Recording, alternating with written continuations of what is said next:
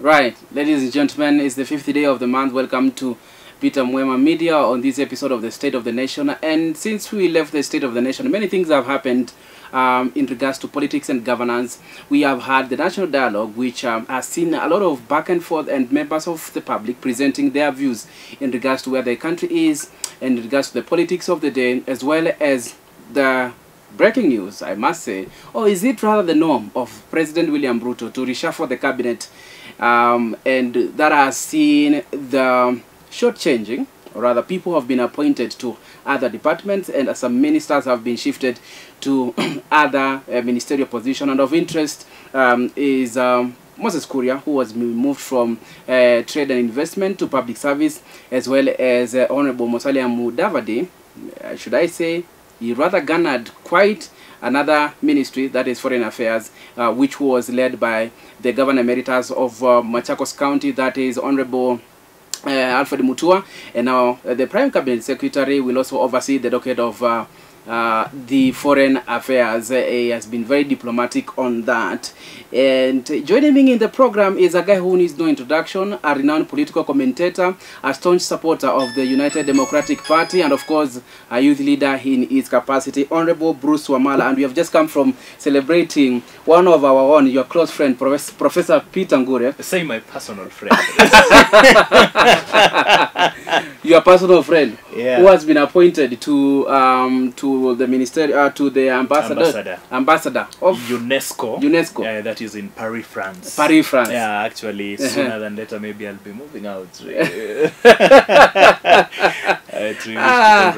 And maybe that's a very good starting point. But we get into the cabinet reshuffle in a bit. I want you to reflect on what has happened in the recent past, especially when we have seen the national dialogue happening in the Bomas of Kenya. What are your views on what transpired? Once again, thank you so much, Peter, for having me this calm evening, and an evening that I'm so much excited. Actually, when you met me during the day, you could think that I'm electrocuted, not because of anger, but because of excitement on just what you've mentioned. That my good friend, Professor Peter Ngure, has been appointed as an ambassador, that is of UNESCO, to France, from Kenya, and that is a good thing because he's an academician, and it gives us hope, and it also portrays a good picture. So congratulations to him, and we wish him the very best. Back to what you just asked me about the bipartisan talks going on at the Bomas of Kenya. Number one, what I'd wish to say is I think the bipartisan talks, they are discussing pertinent issues that are affecting us as a country, and which are issues that need to be addressed. But at some point, there are things that I don't feel they need to be, that is the right platform or forum, rather, to be addressed. When we talk about, I had the Azimio team talking about the previous elections. Yes. We all know we did our elections. The IEBC gave a verdict. President Ruto was declared as the winner. Thereafter, Azimio people were not contented with the results. They went to the Supreme Court of Kenya. The Supreme Court of Kenya gave its verdict. So I think there is no room for us to discuss about the previous elections. We all know who won.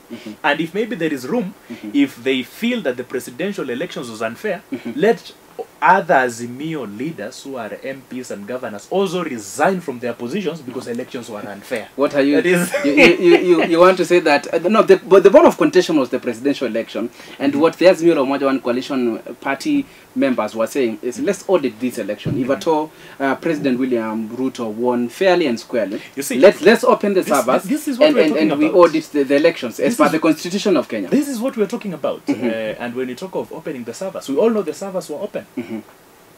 We all know the servers were open and they were accessible. What you only need was a calculator, a piece of paper, and a pen. And the simplest you could have done, if you don't know mathematics like I, use a calculator. 1 + 1. Then how can you say the presidential elections was unfair, which was supervised by IEBC, and it is the same IEBC that supervised other seats? So how does it become unfair to the presidential, but these governors, theirs was very fair when they won? We need to be honest. Yeah. Yeah. Okay. And we have also other individuals in Kenya Kwanza who lost to individuals in Azimio. They say that the senatorial and gubernatorial seats, they are not as consequential as the presidential, because the Azimio Moja had done their polls and they were winning far squarely, and there is no way that the numbers could be against their favor. They've done what? Their polls. As well as Kenya Kwanza, they had done their polls, and maybe they shared their results, but Azimio up to date, they feel like they really won this election. Let me tell you, Peter. Elections is a matter of numbers. It's a matter of numbers. And if you sit down and do your arithmetics, President William Ruto won fair and square. We don't need a discussion over that. And we cannot say that the gubernatorial seats are inconsequential, yet these are public servants. A governor is a president of a county, handling a budget of close to 4 billion. So we cannot say it was inconsequential. We can have a look. How many members of parliament does William Ruto has? He has the majority. How many governors does he have? So when you look at that, it is a true reflection that this is a man who had the people. Though people will say that the majority is artificial. He bought some members of parliament. But that's not the topic for today. I want us to transition to... of course, we leave I believe that the bipartisan committee will table its report next week. We see where it comes from. In fact, there's a suggestion about another recommendation which was brought up by the former Chief Justice. Yes. What is his name? His name is skipping my mind. What is his name? Former Chief Justice. Not former Chief Justice. Former Attorney General. Githu Muigai, whereby he was proposing that we reduce the number of constituencies and the number of counties. To me, that is a good way and that is a good approach. Because when we look, our National Assembly is congested for no apparent reason. That's what I can say. If we can reduce these numbers, because there are people who are there holding so many positions, but in real sense, what roles are they playing? And specifically, I've always asked myself, what are the roles of women representatives, apart from just meeting the threshold of third gender role? What key role do they play? Do they they receive a funding, which is the National Government Affirmative Action? Yes. Who is the overseer of what they do with their monies?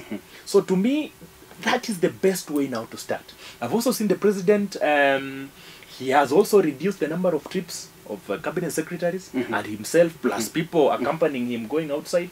So to me, we are headed to the right direction. We are headed to the right direction. Patient for some time. Okay. I wonder whether you will wish Lukiano to be scrapped out of the map as a constituency. But that's where I aspire to be a member of parliament. Where I aspire to be a member of parliament. You want Lukiano to be retained? I'll come back to Westlands. Okay. I want us to shift to cabinet reshuffle, because we have seen a lot of changes, and people could say this was long coming, because there were some sentiments, and I remember the president said himself that there are some members of the cabinet who don't understand their docket. They don't know nothing in their docket, and he pointed out that he knows more than some of the ministers who are handling some specific docket, and people could have argued that there will be a cabinet reshuffle coming very soon.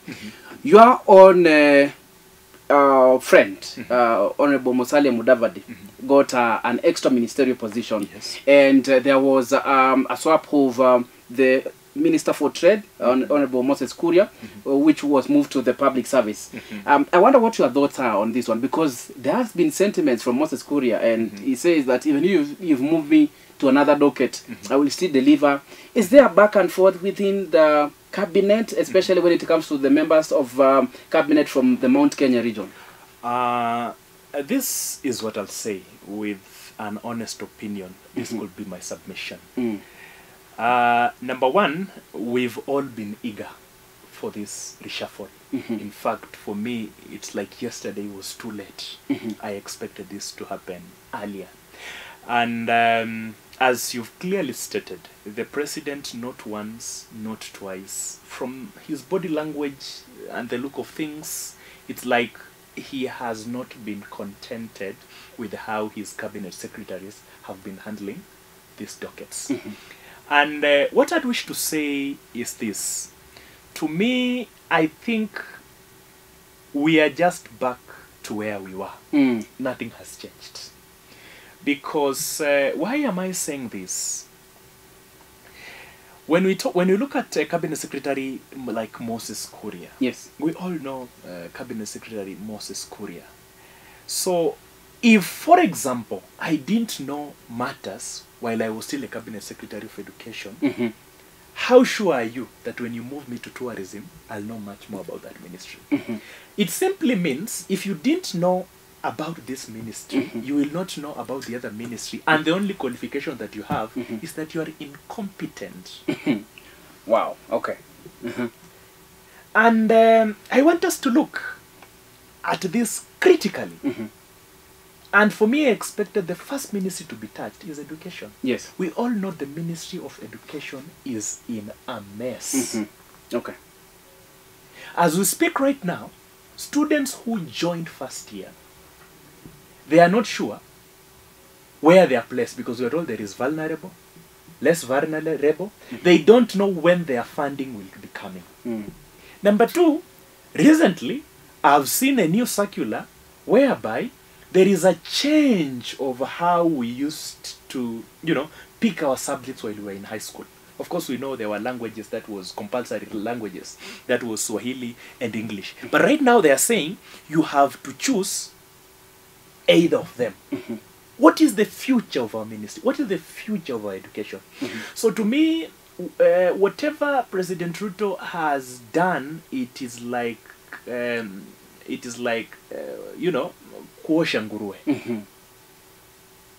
Ukishamuosha nguruwe, the next minute atakuwa wapi? Kwa matope. Yes. Then maybe the only just that he has done, he has taken like somebody like Governor Emeritus of Machakos County. He had turned to be a tourist. Okay. And you see, despite that I support the Kenya Kwanza government, there are things that they are doing that I totally don't agree with. Okay. The cabinet of our beloved president needs a total overhaul. Okay. There are people who need to be kicked out as early as yesterday. That is my humble submission. All right. I think we will keep on revisiting the issue of cabinet, and I want us to beg to end the discussion at that point. We'll do many follow-ups on whether the changes will be effective, but we will live to see how these people will perform in the government, because there have been a lot of criticism that the cabinet does not know as much. Honorable Bruce Wamalwa, thank you so much for making time. You're welcome. And I hope that we'll be going to Paris. We'll be going to Paris because my personal friend is the ambassador, so don't worry. Yeah, he's talking about Professor Peter Ngure, of course, who has been the Deputy Vice Chancellor at St. Paul's University and has been appointed as the ambassador to UNESCO. UNESCO, that is in Paris. Quite a huge document. France. Congratulations, Prof. His Excellency. His Excellency. Professor. Okay. Peter Kamau Ngure. The good thing is we share a lot of commonalities. He being a namesake. Maybe the only thing I don't have is Prof, but I'm working towards it. That's awesome. Thank you so much for making this happen. Of course, we've been discussing matters of the state of the nation, the bipartisan dialogue that has been happening in the bombers of Kenya, and of course the cabinet reshuffle of His Excellency President William Ruto. It's only a matter of time we see whether the swap of the cabinet will bear fruits. My name is Peter Mwema. Let's keep this discussion happening. Let me know your comments on the comment section. Thank you for supporting Peter Mwema Media. Till we meet next. Bye bye for now.